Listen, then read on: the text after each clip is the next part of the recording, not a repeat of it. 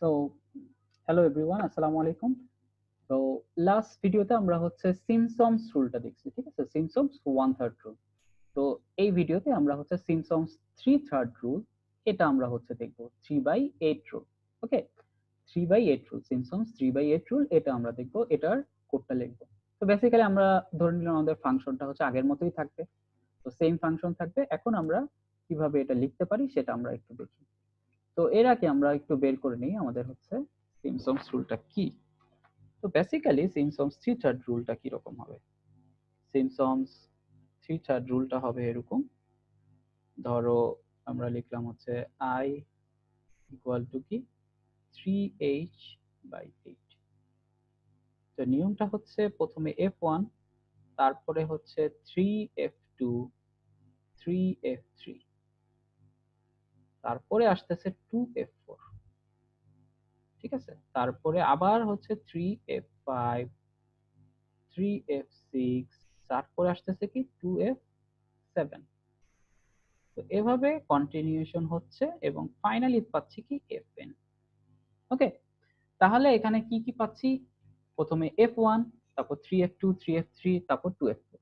তো এখানে হচ্ছে কি কন্ডিশন তাহলে হবে? একটা কন্ডিশন হচ্ছে f1 এবং fn এই দুইটা পয়েন্টে 1 দ্বারা মাল্টিপ্লিকেশন, আর সেকেন্ড এবং থার্ড হচ্ছে 3 দ্বারা। তাহলে এটাকে কিভাবে করা যেতে পারে? আমরা যদি একটু চিন্তা করি, এটা হচ্ছে 1 নাম্বার পজিশন, এটা 2 নাম্বার পজিশন, এটা 3 নাম্বার, এটা 4 নাম্বার, আবার হচ্ছে কি এটা 7 নাম্বার। তাহলে প্রতি 4, 7, 10 এভাবে আসতেছে। আমরা যদি এভাবে চিন্তা করি, যদি হচ্ছে মড দিয়েই চিন্তা করি, তাহলে আমরা বলতে পারি এটা কি জোড় নাকি বেজোড় হবে। কিন্তু আমরা দেখতে পাচ্ছি কি একবার জোড়, একবার বেজোড়, আবার জোড়, আবার বেজোড়, এভাবে আসতেছে। ওকে, তো আমরা একটু দেখি, এই যে 4, 4কে যদি আমরা ভাগ করি 3 দ্বারা, তাহলে ভাগশেষ কত? 1।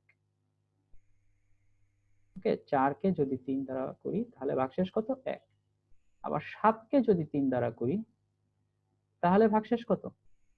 1। আবার যদি 10কে 3 দ্বারা ভাগ করি তাহলে ভাগশেষ কত? 1। তাহলে আমরা কি পজিশনটা পেয়ে গেলাম। তাহলে যখনই 3 দ্বারা ভাগ করব, সেটা যখন 1 হবে তখন হচ্ছে কি 2 দ্বারা মাল্টিপ্লিকেশন, আদারওয়াইজ 3 দ্বারা। খুবই ইন্টারেস্টিং। সো এটা হচ্ছে আমরা একটু করি। তাহলে আমাদের কি লাগবে? আবার আগের মতো একটা ফর লুপ লাগবে। For loop i equal to 1 থেকে যাবে n পর্যন্ত।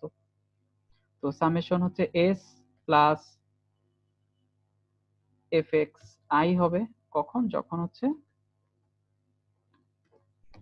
if I equal to 1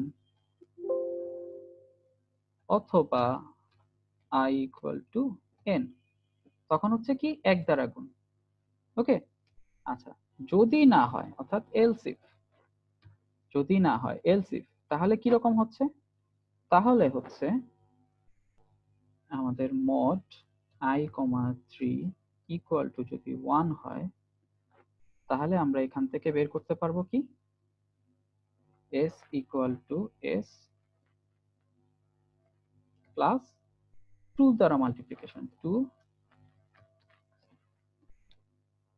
আর যদি না হয় তাহলে else s equal to s plus.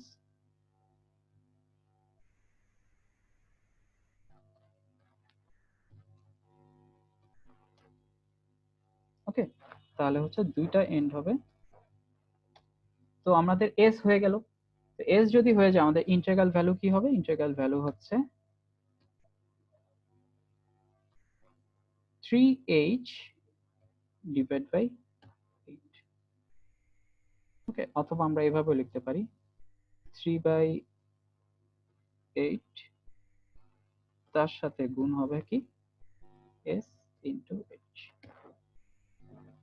ওকে, আচ্ছা, তাহলে এটাই হচ্ছে আমাদের অ্যান্সার। তাহলে এই ইন্টিগ্রাল ভ্যালুটা হচ্ছে কত আসে আমরা একটু দেখি।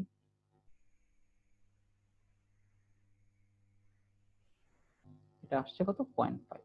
ঠিক আছে, তাহলে এটা কি আরো অ্যাকুরেট আসছে। আমরা যেহেতু কি 0.01 ধরছি, আমি যদি 0.1 ধরি তাহলে কত আসে? 0.4965। সো এভাবে আমরা হচ্ছে ইন্টিগ্রাল ভ্যালুটা বের করলাম। ঠিক আছে, তো এখানে আমি হচ্ছে তোমাদেরকে সিম্পল একটা এক্সাম্পল দিয়ে হচ্ছে দেখালাম কিভাবে cos x এর আমরা হচ্ছে বের করি।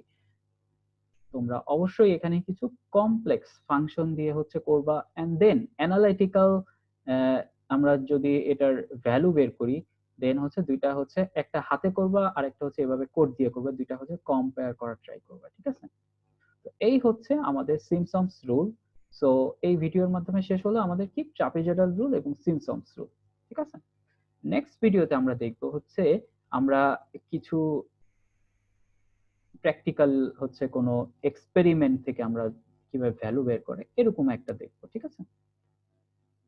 ওকে, আজকে এই পর্যন্ত। Thank you.